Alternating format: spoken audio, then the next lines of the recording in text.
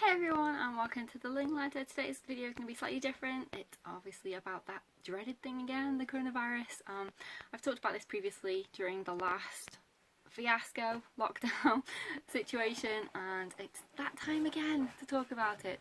I generally try to keep my content related to education because that's what my channel's about, but sometimes you have to stop and stand up for what you believe is right.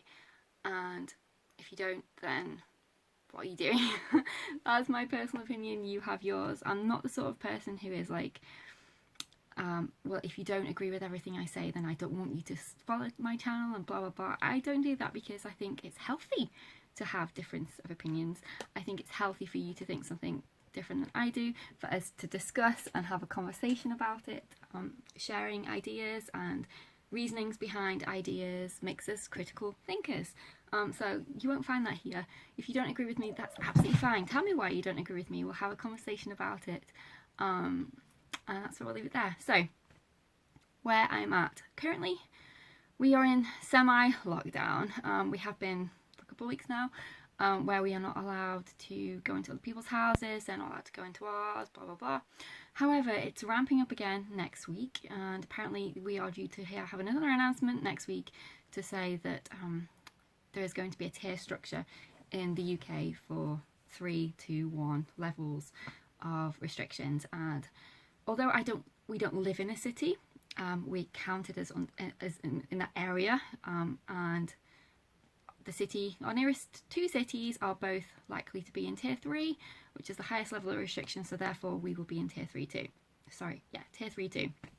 Which tier 3, again, we don't know because they haven't announced the restrictions, but there's all kinds of hearsay out there and everything else, and that really bugs me. I wish if they were going to make an announcement, they just made the announcement rather than wait a whole weekend before they just, if they haven't decided, that's fine.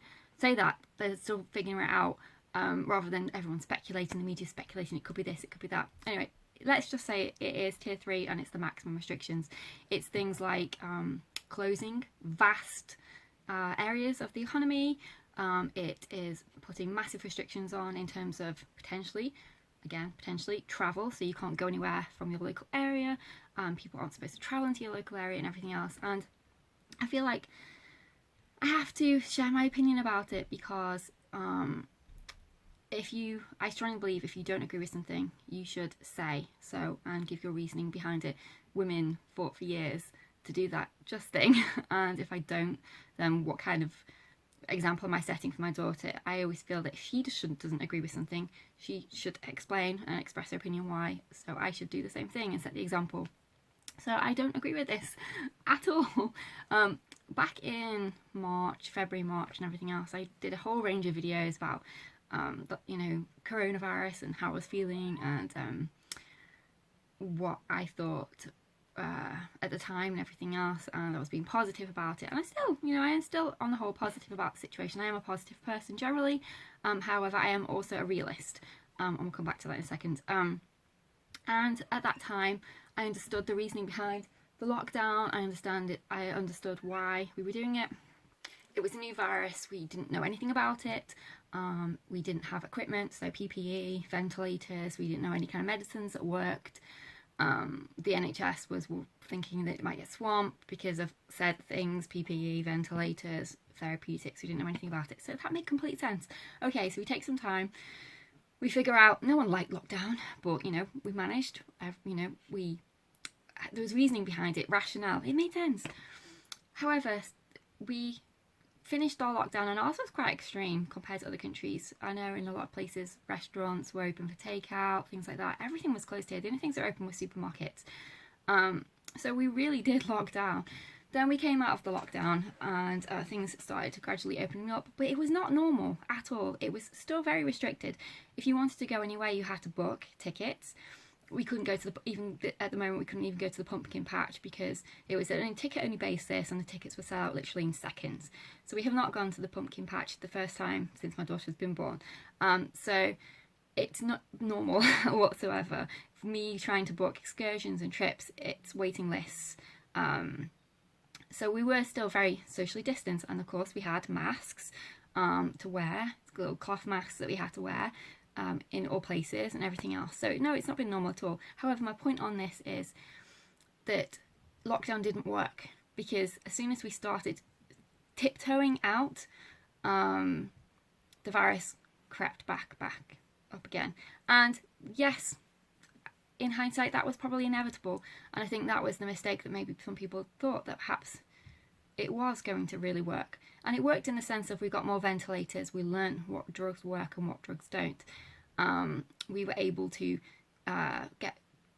get PPE and things like that for the NHS. We sorted out our supply chains. We started making our own PPE, which, hello, that was a really obvious thing to do. And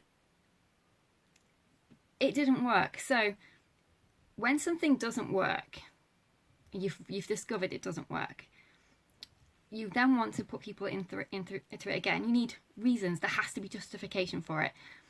And there isn't any, not this time at least. Okay, so the justification was all those other things I just mentioned. What's the justification now? To stop the virus levels increasing. But that's just going to happen again when you take the people out of lockdown, because nothing has changed in terms of there's no cure. There's this vaccine that may or may not work, may or may not come next year. There's no reason, there's no justification to do that right now, as far as I'm concerned. More important to me is to ramp up medications that we know do now actually work. There's therapeutics out there that we know do work. So currently they're saying that they're going to furlough people again in those sectors that are going to be closing. They're not paying them as much as they were originally, they're paying them less. And so already people are going to suffer because of that. And they're wasting money, because a lot of those people are healthy, they don't have any pre-existing conditions. There's no reason, apart from the fact that they might get this nasty flu, nasty virus that can be extreme for a certain select amount of people, but on the whole, generally healthy people, usually okay. They're locking them in their home again, paying them a lesser amount to stay there, and shutting down everything. And it's just crazy to me. They would be better off using that money to build more manufacturing positions and facilities, build a better manufacturing position facility that can actually increase the amount of therapeutics, which do make a difference. Don't waste money making healthy people stay at home. Use that money for more productive means that actually is going to get us out of this, not just keep the endless circle going, the endless cycle going, because I genuinely don't see how it's going to get any better. It's just going to be in lockdown. Okay, come out of lockdown for a little bit, we'll tiptoe out. Oh no, get back in. In, out. That's how it's going to be, and people can't survive like that. People's livelihoods, their future is going to be vastly affected, much more so than if they caught the virus. And you'll have people saying, well, life is paramount and everything else. And yes, of course it is, but what kind of life is it? If you have no future prospects, you're unemployed, you're losing your home, you have no money to buy food, what kind of prospects do you actually have? And you'll see people say, well, they were rich before, they were poor before, and they understand how it feels and everything else, but we have to do the right thing, blah, blah, blah. To those types of people, I would say, okay, so you're struggling for a while when you were younger, now you're healthy financially, you're in a nice big house and everything else. You're completely out of touch, and they'll say, oh, I hear arguments like, oh, well, we survived on this meal, and we couldn't eat, and we slept in our car, and you hear all the stories and everything else. And what I would say to those types of people is, okay, when did that happen? Was it 5 years ago? Was it 10 years ago? Because there is a vast difference between life 10 years ago and now. If I look back at my old grocery hauls, where I used to make grocery hauls 10 years ago, when I first got married, the amount of food that I could buy for my same budget was greatly increased compared to now. So even in just 10 years, things have got way more expensive. You've got your shrinkflation, where things were the same price as they were then, but a lot smaller, so you have to buy more of them to compensate for that. You have grocery prices that have gone up dramatically over 10 years. Rent that's gone up. Our rent from 10 years ago compared to now, massively gone up. Utilities, or if I look at our water rates, our broadband, our electricity bill, and we haven't increased our consumption, it's just the price has gone up for it. So really, I don't think that unless you're living right now in those situations, in those circumstances where you're struggling to pay your bills, not us personally, but there are a lot of people that are, then you don't understand. And it's all well and good you being in your nice house and everything else and telling people they should stay at home, but when they cannot feed their kids because they have no money and you're just shutting down their only source of income, then really, do you understand? No, you don't get it. And that's fine. As I said, people's opinions and experiences are different, but then don't lecture other people and make them feel so terrible. And I see a lot of that at the moment, that they're really criticising people who want to continue living and experiencing their life and everything else, that they're murderers and they just want to spread the virus and all kinds. You hear all kinds of stuff on social media and in the newspapers trying to guilt people into just living in their home and doing nothing for the next goodness knows how long. And I just don't accept it. Wash your hands, keep social distance as much as you can, don't go out if you're sick. You know, it's common sense. We're not children, and even children have more common sense than a lot of adults I see on the media right now. And they don't have as much life experience, yet you see people on the media and you're just thinking, seriously? Did you just say that? You've got the SNP party in Scotland, the political party there at the moment, spouting off about how the furlough amount isn't enough and everything else. What's their agenda? And that's, you have to look critically from it. So they're saying that the government should pay these people more, but where exactly does that money come from, and who pays for it in the long run? We do, by higher taxes, by carbon taxes, and all these other things that they'll introduce, no doubt, to have to compensate for all the money they've spent with coronavirus. And then it'll be the SNP's next line will be, oh, the English, they're torturing us, all these taxes. If you were independent from England, then you'd be so much better off. So it's the end game for a lot of people in politics right now. So you have to be critical thinkers about that too. So when you hear opposing views and everything else from different parties where they want to do different things, or they're criticising the government for doing whatever they're doing, then you've always got to bear in mind that what's their actual end game. So people are manipulating the situation. Not only are people being manipulated and made to feel terrible for wanting to live their own life, there's also agendas at play and everything else. And you really do have to be a critical thinker and analyse everything. And that's why I say it's important not to just follow people that you agree with, but to follow other people too, so that you can actually hear and understand where their line of thinking is coming from, to get an overall opinion, to help you make your own opinion about what you think is right and wrong and everything else. And where I stand on this whole thing, I don't necessarily follow the whole herd immunity thing, because life is sacrosanct and everything else, but I also have in my mind that living is not just existing. So being able to breathe and stay in your own house and everything else is not just the most important thing, because you might very well be able to do that. People can do that in a prison. You can be in your cell and breathe, and that's still classed as being alive. There's much more to life than just that, just existing. And that sounds really dramatic and everything else, but when you've had life experiences where you've seen how fast life can be taken away, how people one day can be fine and the next day not, how you've seen people struggle and die very traumatically, and how you have seen